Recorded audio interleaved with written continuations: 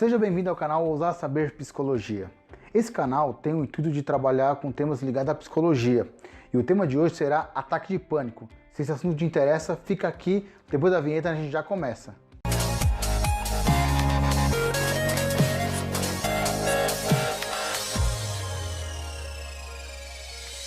Aqui nesse momento é importante a gente delimitar o que é ansiedade e o que é o ataque de pânico, para que a gente consiga se situar e a partir daí começar a ter novos pensamentos a respeito desse mal. De modo geral, a ansiedade é um estado emocional que ocorre quando antecipamos uma situação que nós julgamos ser perigosa para nós ou para o nosso ambiente, fazendo que a gente tenha um pico maior de ansiedade. Portanto, se antecipar o perigo é normal. O grande ponto aqui é que a gente precisa entender o seguinte: a ansiedade mal canalizada que vai gerar o transtorno ou ataque de pânico é quando a mente não consegue filtrar o que é ameaçador para aquela situação. E ela vai começar a julgar tudo como ameaçador. Um simples pingo d'água ou apenas um barulho de um carro, para a pessoa que está um pouco mais ansiosa, para ela vai ser como se fosse o fim do mundo. E isso é o grande problema da ansiedade mal canalizada. Então, portanto, a diferença entre a ansiedade e o ataque de pânico ocorre primeiramente na intensidade dos sintomas e na sua imprevisibilidade. Enquanto que na ansiedade você vai sentindo os sintomas crescer ao longo da situação ou do problema, no ataque de pânico, quando surge o problema, você já tem um ataque.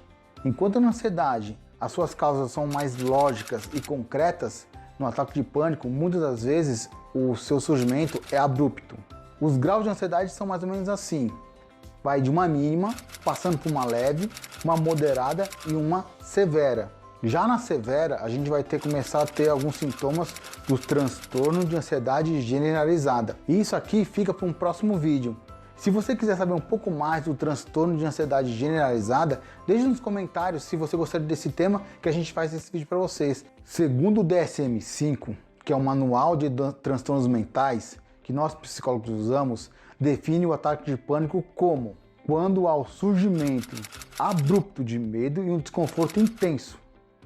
E nesse desconforto intenso vai ter um pico de duração. E nesse pico de duração, se você sentir 4 ou mais dos seguintes sintomas, você infelizmente está tendo um ataque de pânico. Falta de ar, hiperventilação, quando você respira mais rapidamente, suor frio, sudorese, formigamentos, tremores, zumbido no ouvido, queimação, dormência, coceiras, fraqueza, tontura, desmaio, coração acelerado, palpitações de dor no peito, dor no estômago, náuseas, vontade de ir no banheiro, desrealização, que é o sentimento de irreabilidade. Por exemplo, você está na casa de um amigo ou de um parente e dorme. E quando você acorda, abruptamente, você olha para o lado e não reconhece onde você está. Despersonalização, sentimento de estar fora de si, medo de morrer ou medo de perder o controle. Isso tudo vai gerar vários pensamentos catastróficos, do tipo: eu vou morrer, eu vou perder o controle, sem essa pessoa eu não vou viver mais na minha vida, sem esse emprego então o que eu vou fazer da minha vida? Ou em casos mais extremos.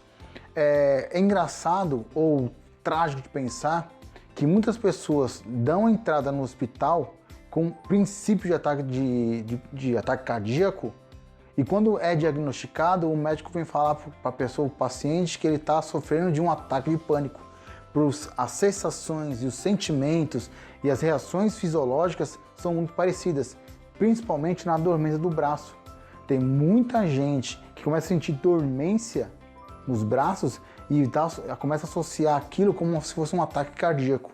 Só que aquilo nada mais é, como a gente viu nos sintomas, dormência ocasionada por um ataque de pânico. Então vou falar para vocês o passo a passo como é que inicia um ataque de pânico. Início: você está relaxado e calmo e de repente algo provoca a sua ansiedade. Seus órgãos sensoriais percebem um perigo potencial. Seu cérebro responde através da resposta luta ou fuga. Portanto, ou você luta contra aquilo ou você foge daquela situação. O cérebro envia sinais ao corpo para se preparar contra o perigo. O corpo produz pensamentos ansiosos e as sensações corporais se manifestam, começando os sintomas. Seus sentidos percebem os sintomas como perigosos. Uma vez que os seus sintomas são percebidos como ameaças, você passa a se assustar com eles, então a resposta da sua mente é reagir com mais ansiedade, gerando assim ainda mais sintomas, e o ciclo se repete continuadamente até que você tenha o ataque de pânico instalado em você. Nesse ponto é importante entender que o ataque de pânico são sucessões de várias situações que vão se acumulando com o tempo. É como se fosse imaginar um iceberg. A ponta dele que a gente vê no oceano é apenas a parte mais, o ataque de pânico, por exemplo. O que está abaixo dele são vários episódios corriqueiros de medo, ansiedade, pressão, que vão se acumular e vão dar outro ataque de pânico para a pessoa. Um exemplo aqui bem claro foi um paciente que eu atendi há muito tempo atrás, que ele é um menino muito tímido, ele veio de Minas. Ele, quando chegou aqui em São Paulo, ele se apaixonou por uma menina. E ele tentava conversar com ela de várias maneiras, por WhatsApp, e um dia ela resolveu sair com ele, aceitou o convite. E ele começou a bolar várias coisas na cabeça dele, que ia fazer tal coisa, então ele sabia que ela gostava de sushi, gostava de sorvete, e ele criou um planejamento para fazer tudo o que ela gostava e ficar com ela. Só que ele imaginou o seguinte, que quando será que eu dou o primeiro beijo? No início, no começo, no meio do encontro, no final do encontro? E quando começou o encontro, ele se perdeu, eu ia dar um beijinho de um momento, se perdeu e foi levando. Vou dar um beijo no restaurante, aí vou dar um beijo na sorveteria. Resumindo a história, no final do encontro, ele ficou perdido, porque não sabia como dar o primeiro beijo nela. E veio vários pensamentos na cabeça dele, do tipo, nossa, ela vai falar pra todo mundo que eu sou frouxo, ela vai falar que eu não beijei ela. E ficou se pressionando, foi que ele deu o beijo na menina. Só que da forma que ele imaginou, tudo deu errado, porque ela se sentiu chateada, ele se sentiu envergonhado, e ele começou a sentir palpitação, dormência no braço, vontade de sair correndo. Ele percebeu que estava tendo um ataque de pânico. Ele diz o seguinte para mim, que quando ele entrou no ônibus, depois que ela foi embora, que ele entrou no seu ônibus, ele sentou na cadeira e apagou. Naquele momento ele percebeu que teve um ataque de pânico, foi quando ele veio até a mim procurar ajuda. Então isso que acontece no ataque de pânico. Por ser tímido, várias outras situações no passado dele foram se acumulando e naquele momento específico deu o ataque de pânico.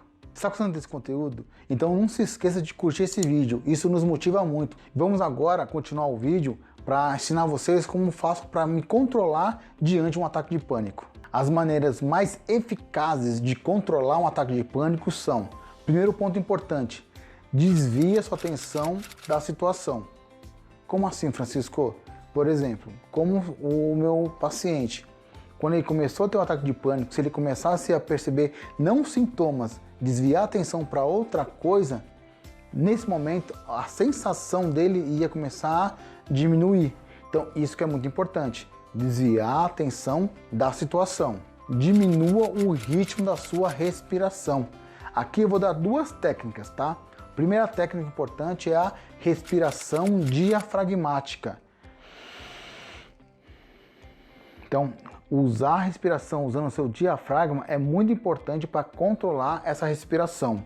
Uma outra técnica eficaz, porém controversa, é a utilização de um saco de pão para respirar. Alguns estudos mostram que isso é muito eficaz. Outros, eles vão desaconselhar porque tem medo das pessoas estar tendo um ataque cardíaco e confundir com um ataque de pânico. Então, essa do saco de pão é eficaz, mas entre as duas, fique com a respiração diafragmática. Outra dica muito importante é você tentar relaxar os músculos. Percebeu que está tendo um ou dois sintomas, daqueles que a gente citou anteriormente no vídeo. Começou a perceber? Então vai alongando os braços, mexendo o corpo, vai tentando soltar e relaxar a musculatura para que isso não intensifique os sintomas. E por último, use a imaginação guiada. O que é imaginação guiada, Francisco? É quando você cria na sua mente um lugar seguro para você. Por exemplo, se você se viu numa situação que está tendo um ataque de pânico, comece a se lembrar daquele sítio que você foi no ano passado, do seu último aniversário, qualquer imagem que te traga prazer e bem-estar. Então, isso que é o mais importante durante o ataque de pânico. Porque se você focar a atenção nos sintomas, vai intensificar. Na hora que você fugir a atenção dos sintomas, aquilo vai diminuir e você vai ter um controle maior sobre o pânico em você. Quando eu devo procurar ajuda? Se você estiver sentindo algum desses sintomas, é o momento certo. Se você teve uma crise e teve pensamentos suicidas, é o momento certo. Se você percebeu a persistência ou o agravamento dos sintomas, é o momento certo. E se você tem dificuldade de trabalhar ou de conviver com as pessoas no seu trabalho, é o momento certo de procurar um psicólogo ou algum profissional da saúde mental. Também existe o autotratamento da síndrome do pânico, que consiste em medidas para minimizar os sintomas do transtorno de pânico ou do ataque de pânico, que é evitar cafeína, nicotina, bebida alcoólica, uso de drogas, que pode ajudar a minimizar os sintomas de medo e ansiedade, assim como adotar hábitos saudáveis, começar a controlar o sono, praticar exercício físico, meditação, yoga e como as técnicas de respiração profunda. Isso tudo vai ajudar a minimizar todos os sintomas do ataque de pânico ou sintomas que fazem com que você tenha um ataque de pânico futuramente. Talvez nesse momento você deva estar se perguntando: pô, Chico, faz todo sentido todo o vídeo até aqui, eu entendi, mas cara, é muita informação para pouco tempo, como é que eu vou assimilar tudo isso? Por isso, gente, que é muito importante a psicoterapia. Dentro da abordagem cognitiva comportamental, a gente vai psicoeducar vocês para começar a trabalhar ponto a ponto cada momento da crise. Não é assim do nada que eu vou começar a controlar a minha ansiedade e meu ataque de pânico. É gradual, de pouco em pouco a gente vai ajudar o paciente ou o cliente a entender o que acontece com ele. Como o meu paciente antigo, o mineirinho, vamos falar assim. Na hora que ele teve o ataque, ele não estava percebendo que estava tendo um ataque. Só que com o passar do tempo, ele foi começando a associar e começando a treinar a mente dele para isso. Quando ele começava a perceber sintomas do ataque, ele já começava a fazer o quê? Trocar a atenção para outro lugar. Viu que ia para uma situação que ia gerar um ataque de pânico, já desde já ia treinando a respiração para quando chegar no evento estar um pouco mais tranquilo. E foi acostumando os seus pensamentos para serem mais funcionais e não disfuncionais.